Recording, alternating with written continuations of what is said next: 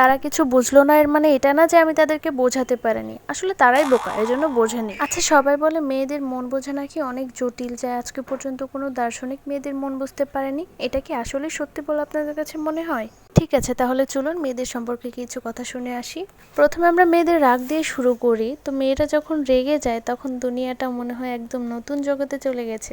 সাধারণত মানুষ ভাবে যে একটু রেগেছে, কিন্তু আসলে বাস্তবে কি হয় চলুন দেখি। আমরা আসলে একটু রাগি না, তবে আমরা একটুর জন্য রেগে ফায়ার হয়ে যেতে পারি।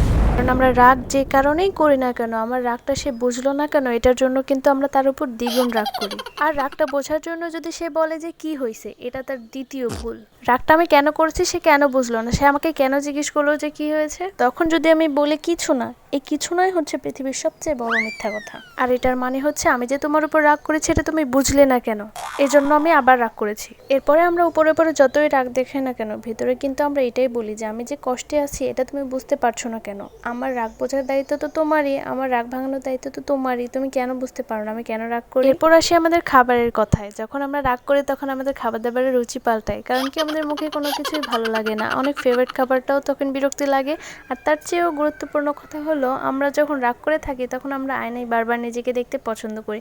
আহারে কত সুন্দর মিষ্টি একটা চেহারা ছিল আমার, আজকে কি হয়েছে, কত ডার্ক সার্কেল, কত মানে কত কালচে ভাব চলে এসেছে না আমার স্কিনে, এটা শুধুমাত্র তার জন্য। এটা ভেবে আমরা আবার তার উপর রাগ করি। এই যে আমি ভিতরে এত এত রাগ নিয়ে বসে আছি, কিন্তু আফসোসটা কি জানেন, সে নাকি এখনো জানেই না যে আমি রাগ করেছি। এটা শোনার পর তো আমার আবারও রাগ হয়, আমি কি করব বলে। তারপর আর কি, কোনো উপায় খুঁজে না পেয়ে রাগের কারণটা তাকে বলেই দিই। এবারে সে যখন সরি বলে তখন মনে হয় পৃথিবীতে সবচেয়ে হ্যাপি পার্সনটা হইলো আমি। তাহলে এবার আপনারাই বলুন তো, সারাটা দিন ধরে এই যে এত এত রাগ আমি পুষলাম, সেটা এক নিমিষেই কি করে উধাও হয়ে গেল আর সবটুকু রাগ জুড়ে ভালোবাসা দিয়ে পরিপূর্ণ হয়ে গেল? কারণটা কিন্তু আমরা নিজেরাও জানি না। মেয়েরা রাগ করলে তাদের রাগ বুঝতে হয়, রাগকে নাড়া দিলে আগুন জ্বলবে, আর যদি একটু আদর ভালোবাসা দিতে পারেন তাহলে বরফের মতো গলে যাবে, এটাই তো নিয়ম। আসলে জটিলতা মেয়েদের মনের মধ্যে থাকে না। দেখবেন যে ছেলেটা মেয়েদের প্রতি বা তার লাইফ পার্টনারের প্রতি অনেক কেয়ারিং, সে কিন্তু কখনো এটা বলে না যে মেয়েদের মন বোঝা অনেক জটিল।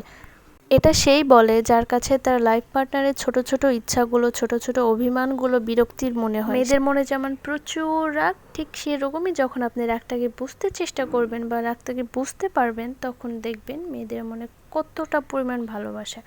এটা আসলে রাগ নয়, এটাকে আমরা বলি অভিমান। কিন্তু এটা যখন কোনো ছেলে বা কোনো পুরুষ মানুষ বুঝতে পারে না, তখন তাকে ইগনোর করে বারবার কথা শোনায় বা তার রাগকে প্রেক্ষী করে আবার পরবর্তীতে সে আবার রাগ দেখায়, বা এটা নিয়ে সংসারে অশান্তি বাধায়। প্রকৃত রাগের শুরু কিন্তু ওখান থেকেই হয়।